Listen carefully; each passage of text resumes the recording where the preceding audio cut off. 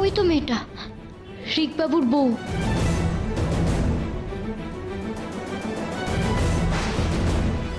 কোথায় গেল ঠাকুর মশাই? হ্যাঁ, এক্ষুনি যিনি পূজা দিচ্ছিলেন তিনি কোথায় গেলেন? সে তো এইমাত্র চলে গেল মা। চলে গেল?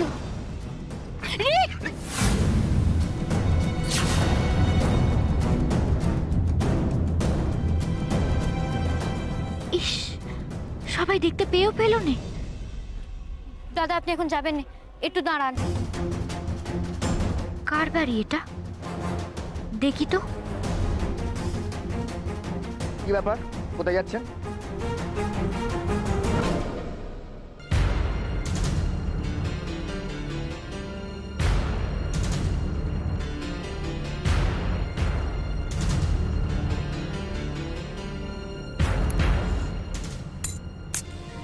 পিয়ালিটার না কোনো একটা কাণ্ড জ্ঞান নেই। রিক সবে মাত্র এরকম একটা ঘটনা ঘটালো, এসব ধারালো জিনিসপত্র কেউ রাখে হাতের কাছে? কদিন রিককে একটু চোখে চোখে রাখতে হবে।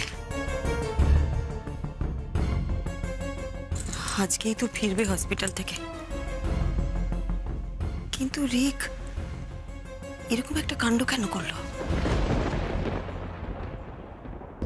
Many, many happy returns of the day. Happy marriage anniversary, darling.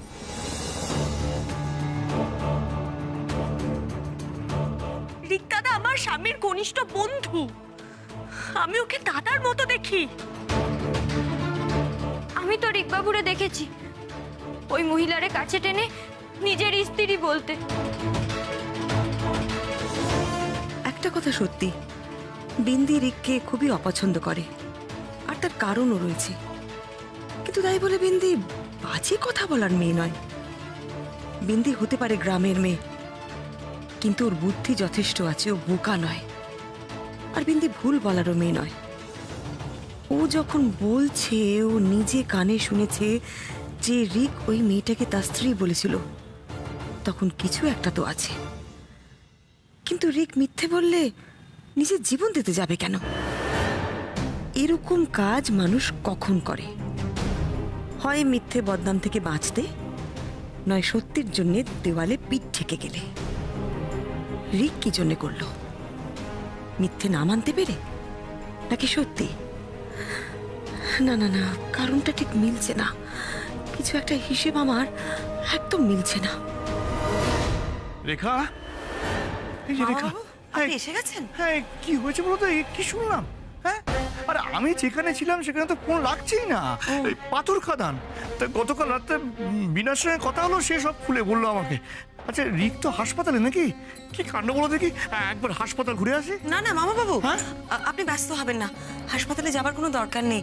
রিককে তো ছেড়ে দেবে, ও এক্ষুনি বাড়ি চলে আসবে, এখন অনেকটাই সুস্থ। যাক বাবা। আর শোনো না, পিয়ালির কি অবস্থা গো? ও খুব কান্নাকাটি করছে নাকি?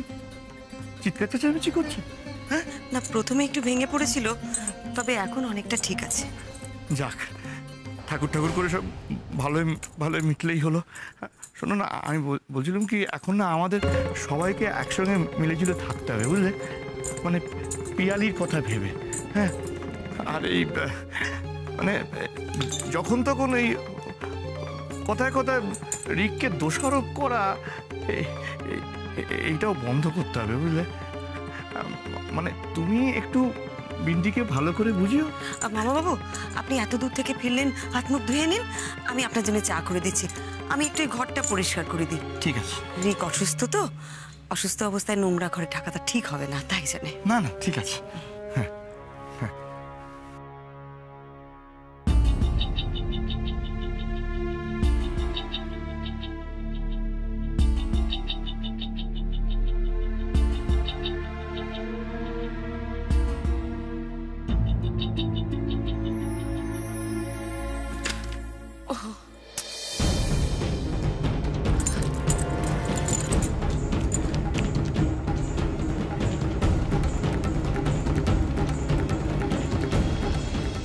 কি লেখা? কি করে হাত কাটলেও মূল নার্ভের কোনো ক্ষতি হবে না, ফলে মৃত্যুও হবে না, এরকম একটা বই রিকের ঘরে কেন? দেখুন দাদা, এমন করবেন না। এক্ষুনি যিনি ভেতরে ঢুকলেন তার সাথে আমার দেখা করাটা খুব জরুরি। না হলে আমার সংসারটারে আমি কি করে বাঁচাবো জানি না। আচ্ছা দাদা, আপনার পরিবারে কোনো সমস্যা হলে আপনি ঝাঁপে পড়তেন না। আপনি তো রুম নাম্বার কিছুই বলতে পারছেন না, কন্ট্যাক্ট নাম্বারও বলতে পারছেন না। আমার পক্ষে ঢুকতে দেওয়া অসম্ভব। আমাদের ভিজিটার কাজে এসব লিখতে হয়। দোয়াই আপনার দাদা, আমার একটিবার যেতে দিন। দেখুন, না হলে আমার পরিবারটা ভেসে যাবে। আমার স্বামীও এখন আমায় বিশ্বাস করছেন না।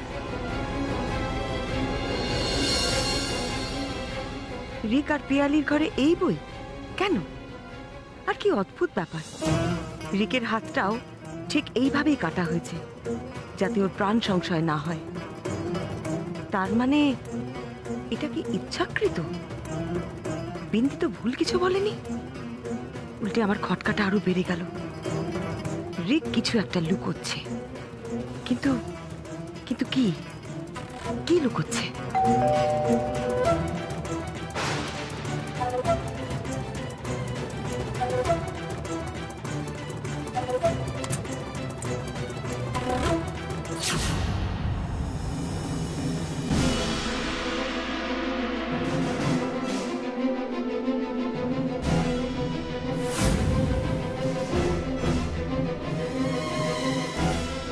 কি করতে চাইছে রিক?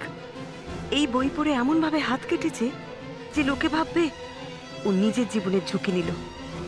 কিন্তু ঝুঁকি তো ও নেয়নি। এত সাবধানে পা ফেলে শেষ পর্যন্ত কোথায় পৌঁছবে ও?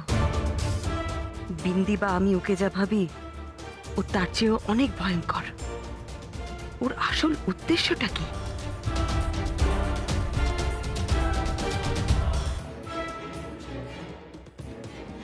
ছোট বৌদি, উনি বোধহয় আমায় বাড়িতে ঢুকতে দিতে চান না, তাই না ছোট বৌদি? আরে রেখা, কি করছিস? ছেলেটা অসুস্থ, বাড়ি ফিরলো, ওকে ভেতরে ঢুকতে দে। ওয়েলকাম ব্যাক হোম রিক। তুমি আজ হসপিটাল থেকে ফিরছো, তাই আমি তাড়াতাড়ি কোর্ট থেকে চলে এলাম। এসো ভেতরে এসো। আস্তে আস্তে, সাবধানে পা ফেলো। লাগছে না তো তোমার? পিয়ালি ইনজুরিটা ওর হাতে, আই থিংক পায়ে নয়। দুর্বলতাটা তো সারা শরীরেই আছে দাদা। মাকে তো দেখছি না। মা কি এখনো রেগে আছেন আমার উপর? আরে না না, মামিমা তো তোমাকে হসপিটাল থেকে আনতে যাবে বলে রেডি হচ্ছিল। হঠাৎ প্রেশারটা ফল করে গেছে। মামিমাকে আমি ডাক্তারের কাছে পাঠিয়েছি, এক্ষুনি চলে আসবে। কেন রে, তোমার কিছু লাগবে? তোমাকে বুঝতে এবারে সবার অনেক বাকি, আমারও। আমার মনে হয় বিন্দি বোধহয় তোমাকে ঠিকঠাক চিনেছে রিক। বলো না রিক, তোমার কি লাগবে? কফি এনে দেবো? কি হলো রিক? তুমি প্লিজ আর পিয়ালির উপর রাগ করে থেকো না। দেখো রিক, যা হবার সেটা হয়ে গেছে। তোমাকে একটা কথা বলি, কারোর কথায় তুমি কিন্তু নিজের জীবনটা নষ্ট করো না। পিয়ালি এখন তোমার জীবনের সাথে জুড়ে গেছে, সেটা মনে রেখো, ওকে? আসলে বড় বৌদি, খারাপটা কোথায় লাগে জানেন? সারা জীবন নানান মানুষের কাছে গিয়ে ভালোবাসা পাওয়ার চেষ্টা করেছি। আমার কপালে আসলে ভালোবাসাটা নেই। নাহলে নিজের মামা আমাকে বাড়ি থেকে বের করে দেয়। আপনারা আমায় ভুল বুঝলেন। এমনকি পিয়ালি, আমার খুব খারাপ লেগেছিল জানেন। আমি সেই জন্য ভেবেছিলাম যে আর বেঁচে থেকে কি লাভ, এই জীবন রেখেই বা। আমি ওকে খুব ভালোবাসি তো। না না না, এ তো সত্যি বলে মনে হচ্ছে না। এত নাটক। পিয়ালিকে যদিও সত্যিই ভালোবাসবে, হাটের মাঝে বলার কি আছে? না না, এবার রিককে বিশ্বাস করতে আমার একটু অসুবিধে হচ্ছে। তাহলে সত্যিটা কি? কেন টিয়ার পিস্তত দাদা রিক পিয়ালিকে বিয়ে করে এই বাড়িতে ঢুকলো? আশ্চর্য, সীমা এত লোক চেনে আর রিককে চিনতে পারছে না। আই নো রিক, আমি তোমার মনের অবস্থা বুঝতে পারছি। তুমি তো পুলিশের কাছে পিয়ালির নাম পর্যন্ত বলনি। ইনফ্যাক্ট এবারের কারোর নাম বলনি, শুধুমাত্র এবারের মান সম্মানের কথা ভেবে। তুমি এত বড় মনের মানুষ বলেই তো বিন্দি বেঁচে গেল, না হলে তো তুমি ওর নামে মানহানি মামলা করতেই পারতে। তোকেও ঘোল খাইয়ে ছাড়বে সীমা। রিকের ব্যাপারটা সত্যি এবার দেখতে হবে।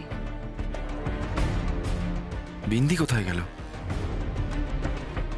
দেখছি না তো ওকে, ঘরে নেই তো। জিৎ, তুমি চা খাবে তো? হ্যাঁ খাবো, আমি একটু বিন্দির সাথে কথা বলে আসি। বিন্দি তো বাড়িতে নেই। বাড়িতে নেই? কোথায় গেছে? তোমরা বেরোনোর পরেই তো ও মন্দিরে গেল পুজো দিতে। সে তো কোন সকালে গেছে, এখনো ফেরেনি। না বলে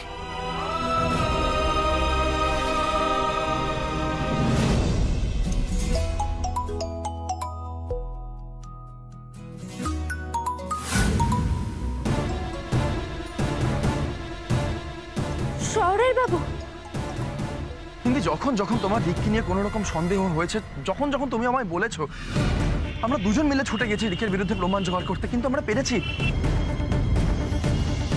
প্লিজ আর এসব কথা বলো না, ভুলে যাও এসব, ভুলে যাও প্লিজ। না না, এখন ফোন ধরা যাবে না। ফোন ধরলেই উনি এখন প্রশ্ন করবেন, আর ওনারে আমি এখন কিচ্ছু বলবো না। আগে পেমেন্ট পাই, তারপর সবাইরে সব বলবো, না হলে আবার উনি আমায় নিয়ে চিন্তা করবেন। যার সঙ্গে দেখা করবেন তার রুম নাম্বার, ফোন নাম্বার কিছু বলতেই পারছেন না, তাহলে তো দেখা করা যাবে না। ও আবার আসবো আমি।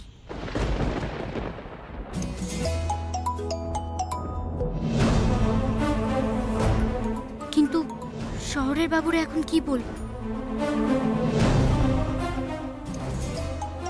আবার ফোন করছেন শহরের বাবু? এইবার তো ফোনটা ধরতেই হবে।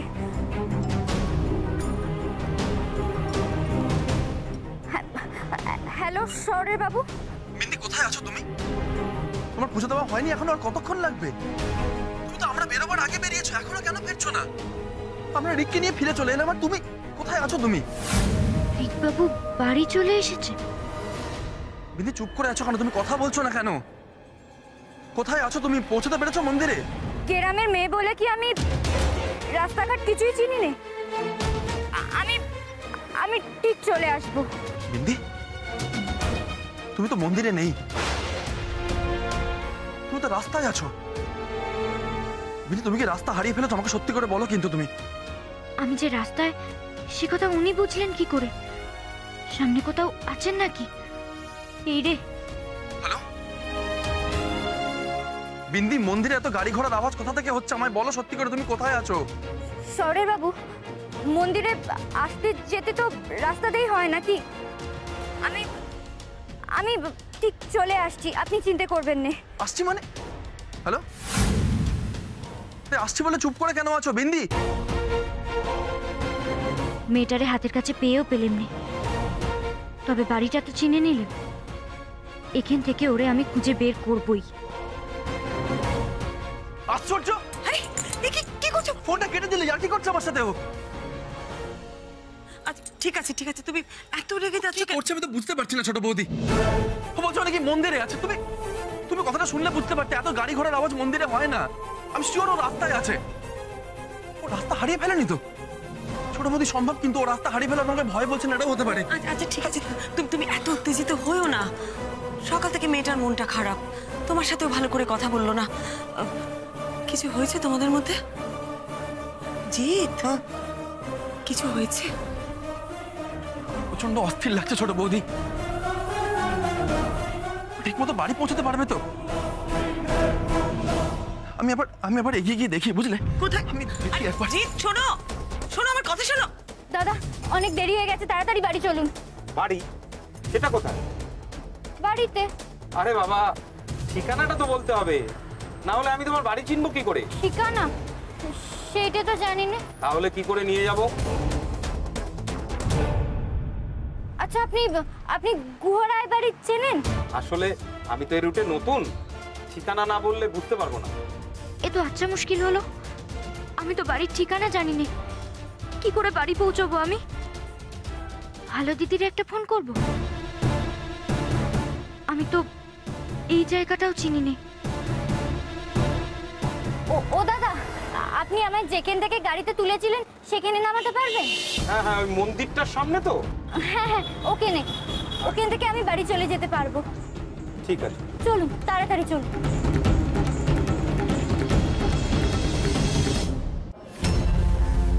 সুস্থ হয়ে ওঠো রিক, খুব তাড়াতাড়ি সুস্থ হয়ে ওঠো। তুমি কেন বুঝতে পারো না বলো তো? পোশাক আশাকে আমি যতই আধুনিক হই না কেন, মনের দিক থেকে, ভালোবাসার দিক থেকে আমি বড্ড সেকেলে গো, বড্ড সেকেলে। আজকে যখন তোমাকে ওই পিয়ালি ধরে ধরে গাড়িতে তুললো না, আমার আমার খুব কষ্ট হচ্ছিল জানো তো, খুব কষ্ট হচ্ছিল, আমি সহ্য করতে পারছিলাম না রিক। আমি আর পারছি না রিক, আর পারছি না।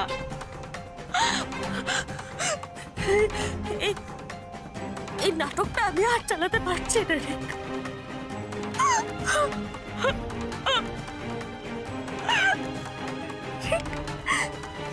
আমি থাকতে অন্য একজন তোমার স্ত্রীর পরিচয় করবে কেন রিক, বলো কেন? এখন এখন ও তোমার খুব যত্ন করছে না, খুব সেবা যত্ন করছে না,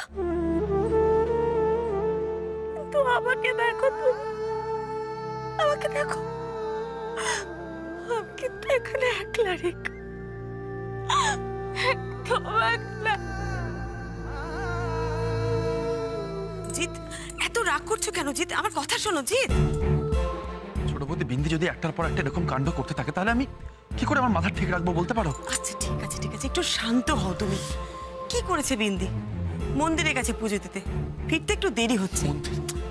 আচ্ছা কথা হলো তো, বললো তো ঠিক আছে, বাড়ি আসছে, আসতে দাও। শোনো জিৎ, আমার কথা শোনো। কি হবে বলো তো? হারিয়ে যাবে, হারিয়ে যাক।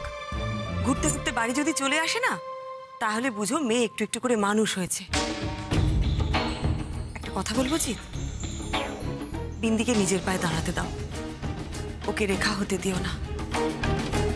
এই যে তোমার ছোট বৌদি অনেক দরজায় ঠোকর খেয়ে আজ এই জায়গায় পৌঁছেছে, কেউ হাত ধরে সাহায্য করার ছিল না।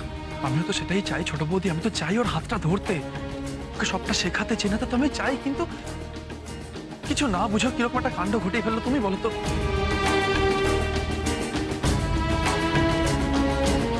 ও তো ভুল কিছু বলেনি জিৎ, এখন তো আমার তাই মনে হচ্ছে, কিন্তু আমার কাছে তেমন তো কোনো প্রমাণও নেই। আমার না ভীষণ টেনশন হচ্ছে ছোট বৌদি, ও যদি রাস্তা হারিয়ে ফেলে আমি আবার দেখছি, বুঝলে তো।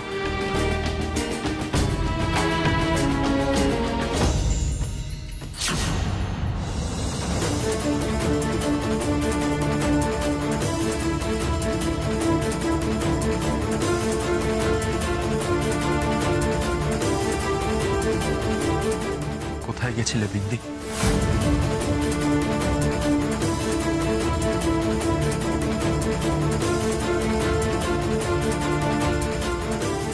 কি বলি এখন শহরের বাবুরে? সত্যি কথাটা বলবো? ওই মেয়ে যে রিক বাবুরই বউ, সে পেমান আমি পেয়েছি, ওই বাড়িতে আছে সে পেমান। আরে আমি ঠিক আছি।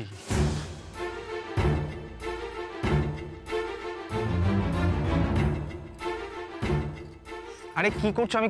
আমি করে নি। আরে কাঁদছো তুমি? Come on Piyali. আমি খুব বড় অন্যায় করে ফেলেছি রিক, প্লিজ আমায় তুমি ক্ষমা করে দাও রিক। বিশেষ করো, আমি তোমার কখনো কোনোদিন সন্দেহ করব না। আমি তোমায় কথা দিচ্ছি, আমি তোমায় ছুঁয়ে কথা দিচ্ছি তোমার দিব্যি। ঠিক আছে ঠিক এর আছে। মতন ক্ষমা করে দাও না রিক, ক্ষমা করে দাও। उफ, रिक बन गया जेंटलमैन। एक चुटकी खून की कीमत तुम क्या जानो बिंदी रानी। तालिया तालिया।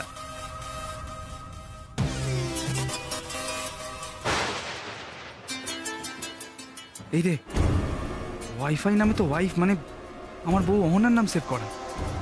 অহনা এখন কেন ফোন করছে?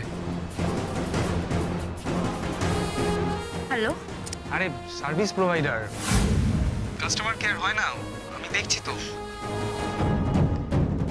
হ্যাঁ বলুন। কখনো তোমার অফিসের ক্লায়েন্ট মিস্টার রয়, কখনো বা সার্ভিস প্রোভাইডার। এগুলো শুনতে শুনতে আমি ক্লান্ত রে। আমি তোমার স্ত্রী অহনা। এই সেরেছে, বাদ তো নদীতে দিয়েই এলাম, এত জোরে ছাড়লো কে? আমি আজকে তোমার জন্য পুজো দিয়েছি রিক, কিন্তু কিন্তু সেই ফুল আমি তোমার মাথায় ছোঁয়ানোর চেষ্টা করেছিলাম, পারিনি। রিক, আমি আর পারছি না। আমি পুজোর প্রসাদ আর ফুল নিয়ে এক্ষুনি আসছি। হ্যাঁ, এক্ষুনি আসছি। আমি আর কোনো কথা শুনবো না রিক। অহনা আসছে এখানে, এই বাড়িতে, তার মানে তো রিক, রিক তুমি ঠিক আছো? তোমার শরীর খারাপ লাগছে রিক?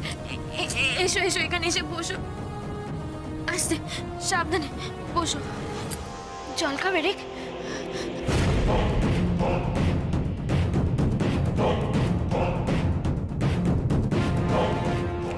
আমি পুজোর প্রসাদ আর ফুল নিয়ে এক্ষুনি আসছি।